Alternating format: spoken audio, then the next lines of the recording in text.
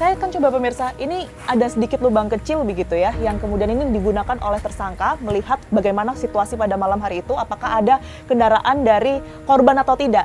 Dan ternyata, oke, di sini terlihat sedikit ada beberapa bagian ruangan begitu ya.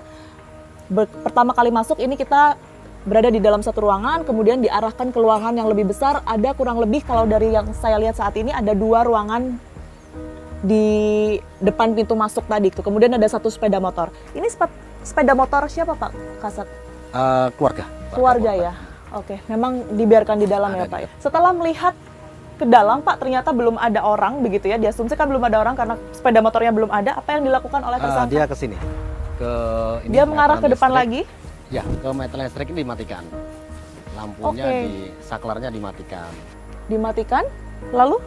Dia masuk rumah. Yang kebetulan memang pintunya tidak terkunci. Karena kami waktu datang pertama kali untuk melakukan olah TKP memang pintu ini terbuka. Tapi menurut keterangan yang diduga pelaku memang tidak terkunci. Tidak terkunci ya? Tidak terkunci. Jadi mungkin bisa diasumsikan bahwa pelaku ini sebenarnya dengan mudah begitu ya Pak ya? Masuk ke dalam. Ya. Informasi yang didapatkan juga dari pelaku Pak, setelah masuk apa yang dilakukan? Dia hanya menunggu di dalam beberapa saat, tidak lama kemudian korban datang. Parkir motor, pas membuka pintu korban langsung ditimpas.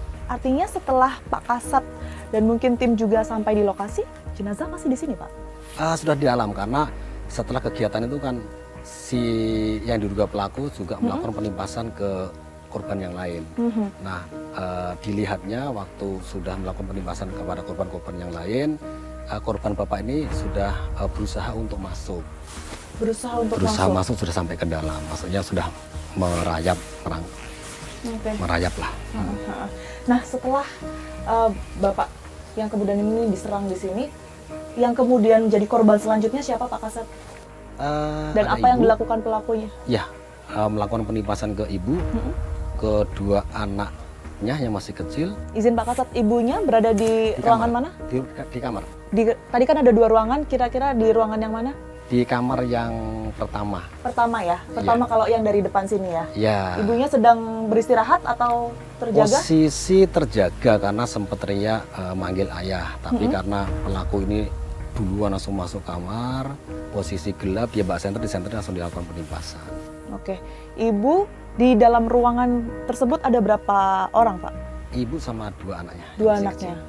Izin Pak Kasat, ini kami mengkonfirmasi ya, ini anak yang tadi yang disebut anak perempuan dewasa ini adalah anak yang diduga memiliki hubungan khusus sebelumnya dengan tersangka. Kami tidak bisa pastikan ada hubungan atau tidak karena dari yang diduga pelaku juga tidak mengatakan ada hubungan. Oke. Artinya setelah semuanya selesai, mungkin boleh izin diperkirakan berapa lama Pak waktu yang dibutuhkan oleh pelaku mulai dari menyerang ayah hingga korban terakhir 5-5-nya? Sekitar perkiraan saja. Tidak nyampe 30 menit. Tidak sampai 30 menit? Iya, karena sangat cepat ya gantian. Habis timpas 1, kedua, ketiga, 4, kelima, balik lagi, memastikan lagi, timpasin lagi. Dengan 1 senjata itu ya Pak ya? Iya. Dengan posisi listrik mati? Mati. Hanya berbekal senjata dan juga senter itu tadi? Iya. Apa yang dilakukan oleh pelaku setelah membunuh korban terakhir Pak Kasat?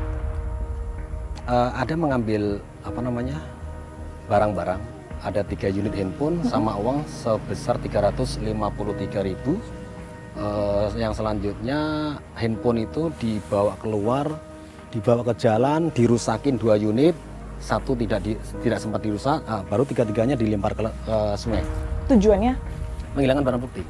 Ada lagi yang mungkin bisa diceritakan Pak, karena begini, menurut informasi yang beredar, pelaku ini kan datang dalam kondisi mabuk, dipengaruhi minuman keras. Kalau menurut Pak Kasat sendiri, perencanaan yang mungkin sudah dilakukan, serangan-serangan, ini betul 100% terpengaruh oleh minuman keras atau bagaimana? Memang sebelum kejadian, malam itu sempat minum minuman beralkohol yang dicampur minuman energi ya. Habis itu dia ada kepikiran untuk melakukan kejahatan lah. Pas dia pulang nyampe rumah dia kepikiran ada tetangga yang juga ada perempuan, terus ditambah lagi pengakuan dia merasa juga sakit hati, ternyata yang dia tuju ke sini. Nah, sehingga dia melakukan itu di terhadap korban yang di sini. Baik, Pak Kasat, informasi yang juga beredar adalah pelaku ini juga menyetubuhi jenazah dari beberapa korban. Ini seperti apa informasinya, Pak? Iya. Hasil keterangan maupun dari hasil olah TKP rekonstruksi pun tergambar seperti itu.